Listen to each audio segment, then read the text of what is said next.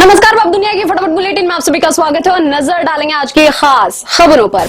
पश्चिम बंगाल के सत्ता में ममता बनर्जी बाहर, सत्ता में पहली बार भाजपा बनाएगी सरकार। भाजपा ने 190 से ज्यादा सीटों पर हासिल की जीत। टीएमसी 90 सीटों के आसपास सिमटी। पश्चिम बंगाल में भाजपा की बड़ी जीत के बाद अब मुख्यमंत्री पद के लिए जोड़-तोड़। शुभेंदु अधिकारी सीएम पद की दौड़ में सबसे आगे। बीजेपी किसी महिला नेता पर भी लगा सकती है दांव, क्या फिर चौंका सकती है भाजपा? पश्चिम बंगाल चुनाव परिणाम के दिन चुनाव आयोग ने किसी भी प्रकार की विजय रैली पर रोक लगाई। राजनीतिक हिंसा को रोकने के लिए आज जश्न की मनाही है। कल से पुलिस की अनुमति लेकर जुलूस निकाले जा सकेंगे।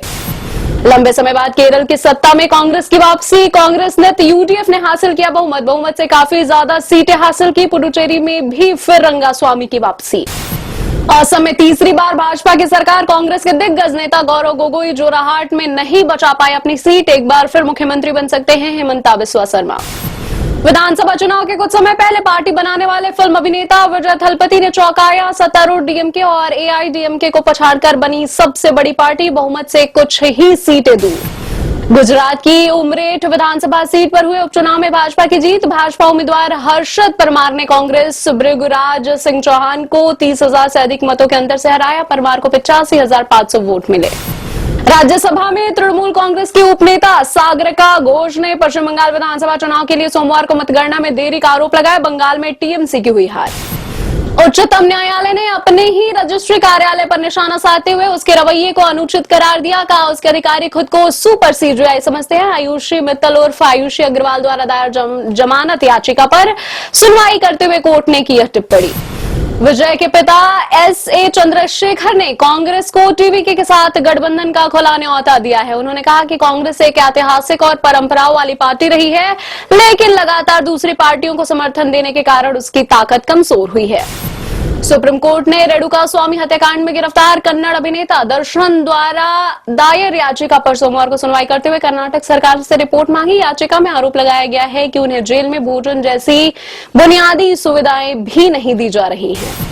अमेरिका में राष्ट्रपति डोनाल्ड ट्रंप की समग्र लोकप्रियता घटकर 37% रह गई है। 66% अमेरिकी नागरिक उनकी आर्थिक नीतियों से संतुष्ट नहीं।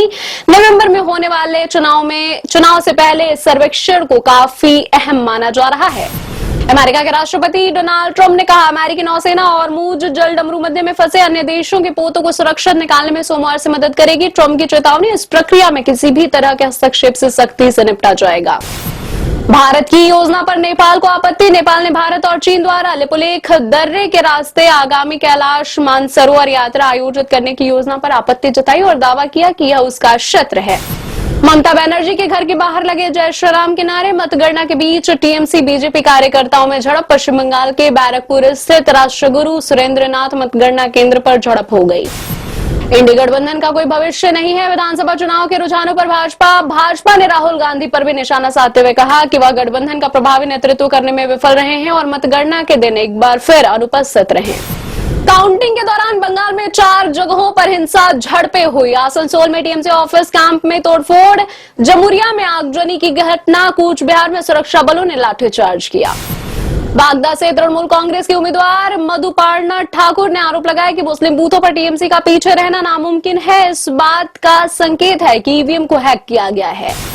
42 साल पुराने दोस्त सुशील कुमार के निधन पर सलमान खान हुए दुखी। पोस्ट शेयर कर बोले भाई की तरह साथ थे। सलमान ने लिखा हर मुश्किल हालात में डांस करते थे और मुस्कुराते थे। राजा मौली की फिल्म वाराणसी की शूटिंग में आई अड़चन। जल आपूर्ति बोर्ड ने किया 150 टैंकर पानी देने से इनकार। गर्मी में बढ़ते जल संकट को देखते हुए बोर्ड ने लिया ये फैसला। हैदराबाद में चल रही है फिल्म की शूटिंग। ये थी आज की फटाफट बुलेटिन। ऐसे ही ताजा अपडेट्स के लिए बने रहे हमारे साथ, यानी कि विजिट करें अब दुनिया पर।